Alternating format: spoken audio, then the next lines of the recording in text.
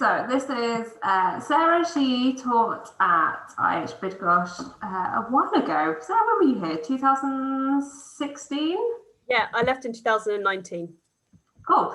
So Sarah was a teacher and a senior teacher, and today she's going to be telling us about how teaching helped change her career from EFL to SLT.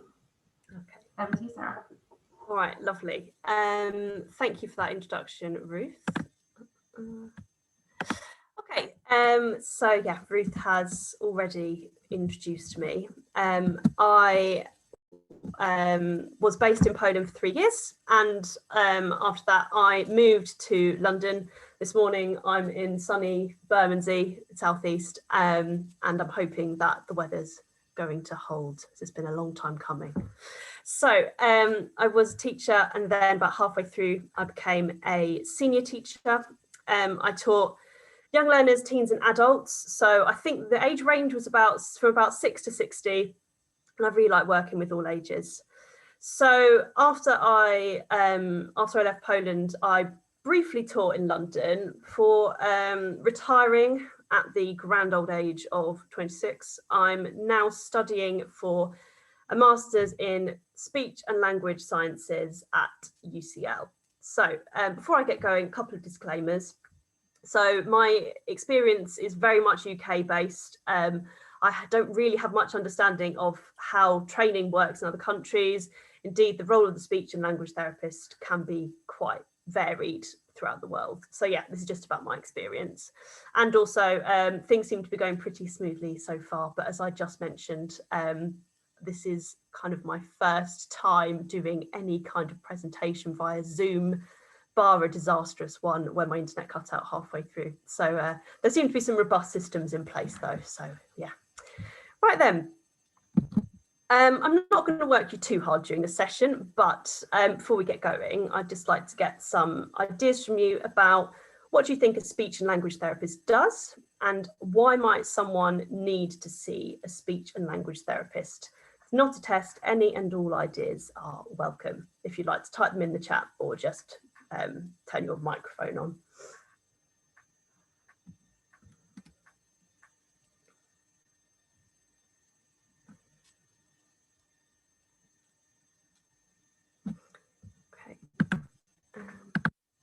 Okay, yep, pronunciation, absolutely.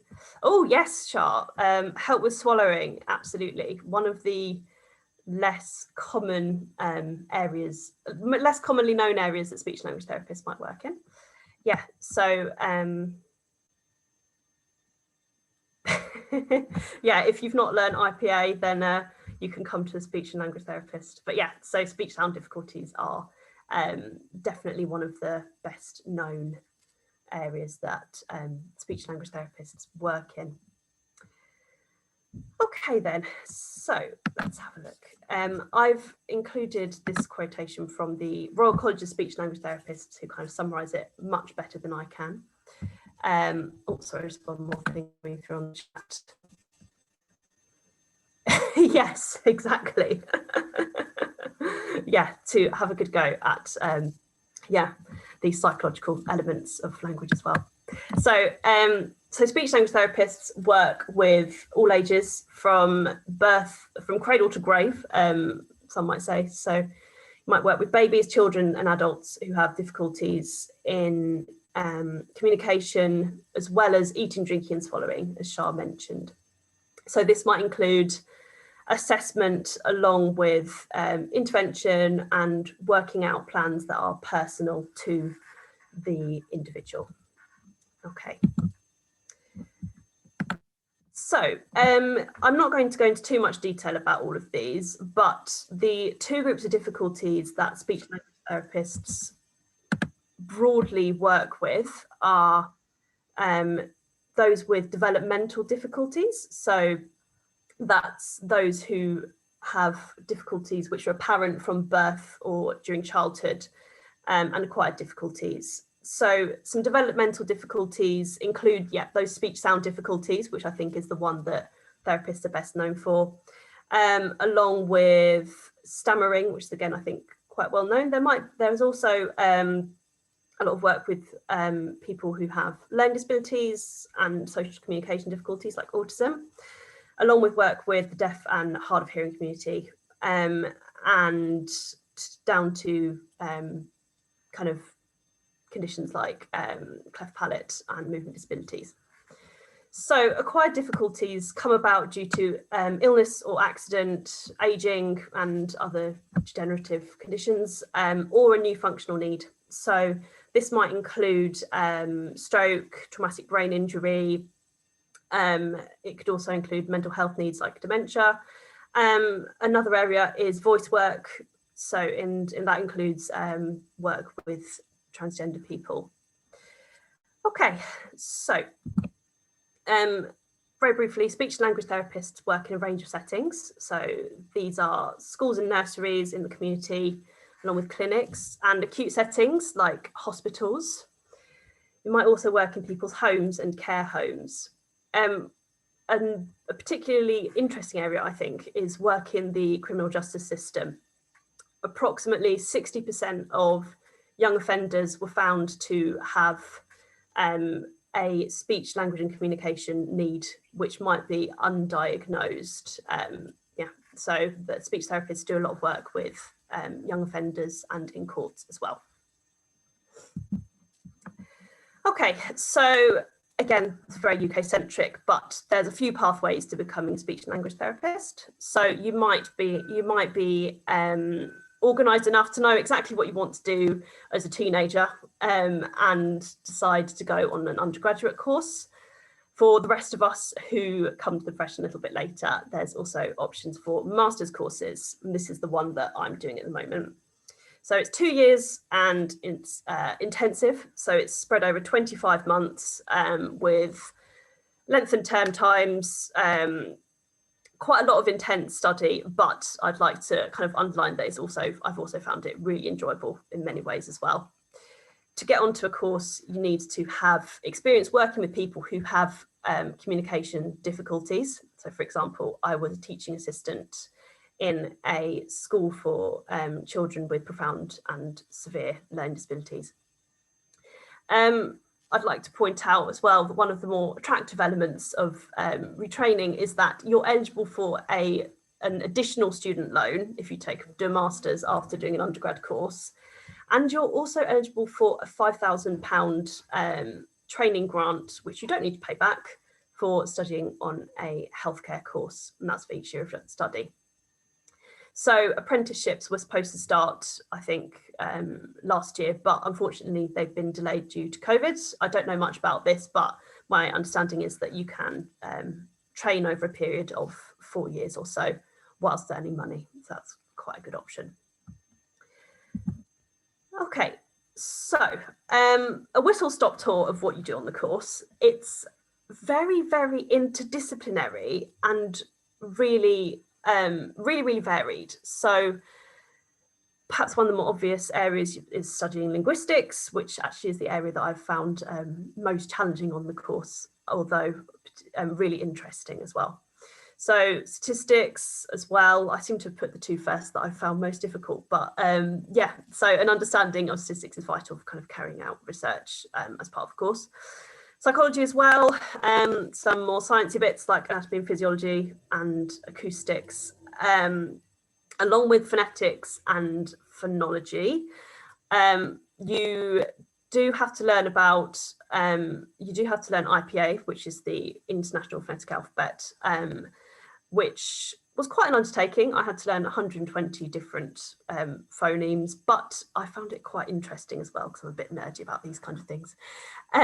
Also, you learn about evidence-based practice and professional studies, of course, about how to assess and treat various disorders, and a research project as well.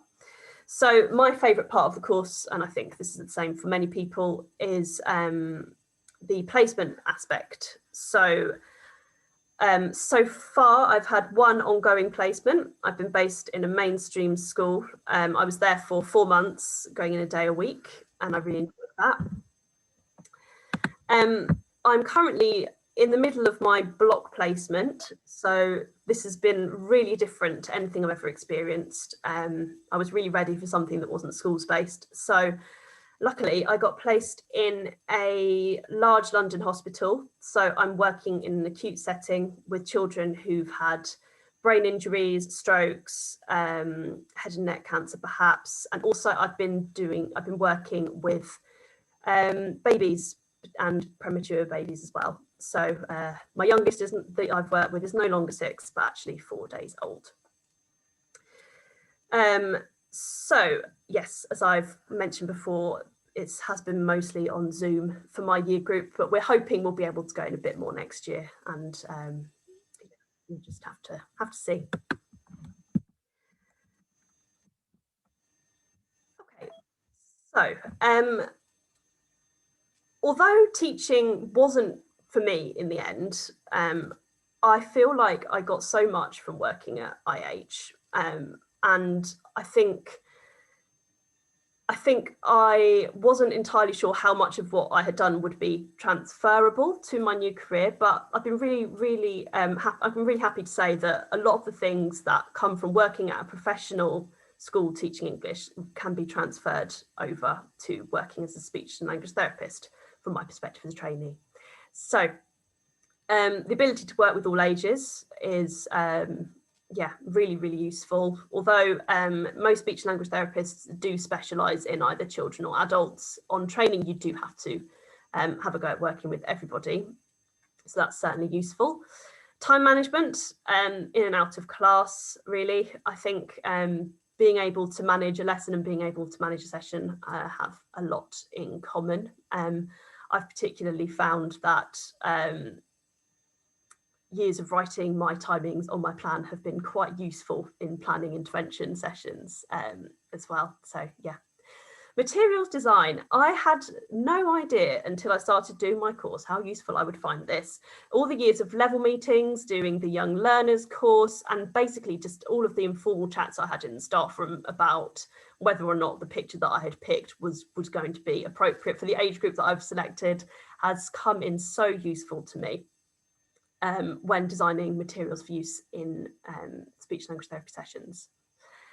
Kind of connected to planning really is being able to anticipate problems and solve them ahead of the session itself. Again, all these planning skills that I think are a really core part of working at IH, and the skills that senior team and the staff and culture in general try to instill in teachers are really useful as a speech and language therapist too. Observation and assessment skills. I'm mostly talking about, perhaps we wouldn't use the term observation as much in teaching for thinking about students, but again, monitoring how you're able to kind of nonchalantly gaze around the classroom while actually really zeroing on exactly what someone is saying is really useful when you're thinking about making preliminary hypotheses about someone's communication needs. Really useful. How to cope with things going wrong as well. Again, I think regardless of what setting you work with, particularly perhaps when working with children in groups, things do happen.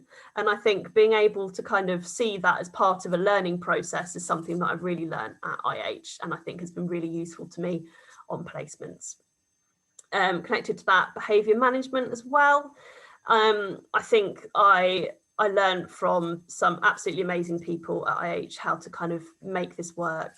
And these skills are really, again, transferable to working with young people.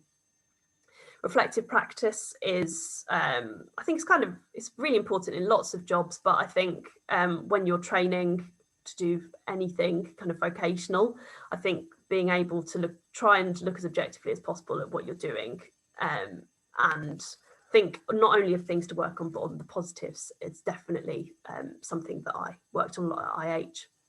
Although I mentioned before that linguistics is something that I found quite challenging, I have to say, going in with a kind of grammar, a base level of grammar knowledge and the ability to analyse language has been really useful to me. I do not know what I would have done without it. And similarly to that, looking at those charts on the walls of the classroom, which I know are not, unfortunately, necessarily accessible to you at the moment, but I think that imprinted itself on my brain after 3 years and was really useful to me when I went into my phonetics sessions. Learning how to learn isn't something we should take for granted, really. And I think as a teacher, you're constantly thinking about the best ways for your students to learn. I think this can give you a level of insight into your own learning and kind of give you strategies for how to go about learning on the course. So, for example, at the beginning of my course, I had a crash course in anatomy, which frankly terrified me. I had to learn about the location of all kinds of muscles and cartilages in the voice box or the larynx, and I did what I do best and made myself a very comprehensive Quizlet set, which was very useful. And finally, how to work hard. I think I didn't really have much of a work ethic at university, frankly. I think that all came from working at IH. I think learning how to prioritise, having deadlines every day in terms of like delivering lessons, I think has been really useful for me going forward on the course. So yes, before I finish, there's loads of reasons why I'm excited to be a speech and language therapist when I eventually qualify. And some of those are the array of potential specialisms you can work in. There's a huge diversity of opportunity within the profession. I would personally like to specialise in paediatric complex needs. Perhaps I'm becoming more interested in swallowing and eating and drinking difficulties. So that might be the area I go into. You get to work with so many different people from all walks of life, which is really a plus for me. You get to work as a member of a team. At the moment in the hospital, I'm working with occupational therapists, physiotherapists, but you might also work with teachers, psychologists, and of course the clients and their carers. So seeing progress is kind of a big part of job satisfaction. You can't always cure people, but you can definitely make improvements in people's quality of life. The more practical elements, there's a good work-life balance. It's a 9-to-5 job, and there's clear career and pay progression when working in the NHS. Every day is different, and with the impression that I'm certainly getting from being on placement. And more importantly, a lot of conversations I've had informally with speech and language therapists, a lot of people think it's the best job in the world and quite a well-kept secret. So yes, that's my kind of very brief tour of the world of speech and language therapy and how to train. If you want to know more about becoming a speech and language therapist in the UK, I can really recommend the Royal College of Speech and Language Therapists website, so rcslt.org. Alternatively, please feel free to get in touch with me. And yeah, I would be delighted to answer all your questions. Okay, right, that's about it. Thank you very much, Sarah. That was fascinating. I for sure learned a lot. I didn't realise that the scope of the speech and language therapist job was quite so large. Does anybody have any questions for Sarah about anything? Feel free to just turn your microphones on because it's a small enough group.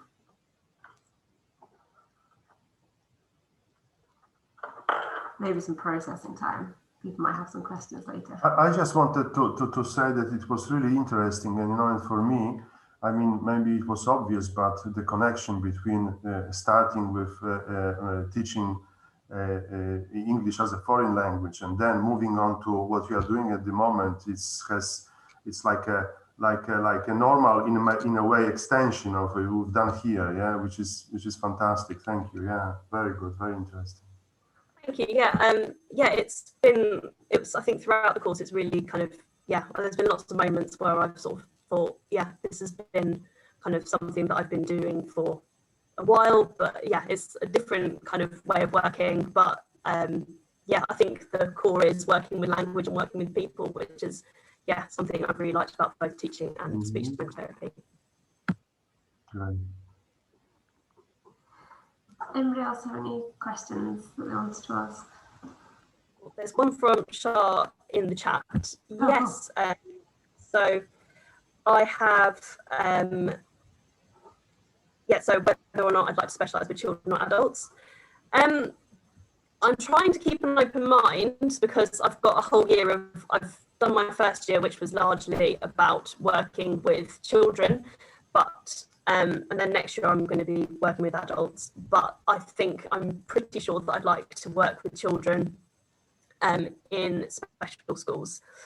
Just before I started, but I've since coming back to the UK, I worked in a special school and on a special pay scheme, and I've really enjoyed it. So that's what I'm hoping to do.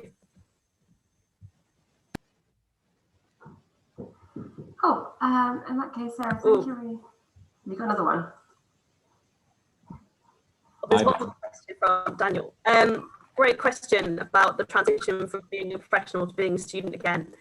I think one of the things that I like about teaching IH, or liked about teaching IH, was that although I was kind of going back to being a student again, I think having a culture of learning around you and kind of that being sort of professional development being expected did help with that transition. I think, yeah, I think I was always sort of made aware, or we were always encouraged to think there's always so much more to learn for us as teachers, which I think has made it kind of easier for me. But yeah, I think as well, something that possibly helped was that I had so many jobs in the year between coming back to UK and starting my masters that I was just quite glad for a bit of stability for 2 years, to be honest. So yeah. Thank you. Cool. Sarah, I'm going to finish the recording there.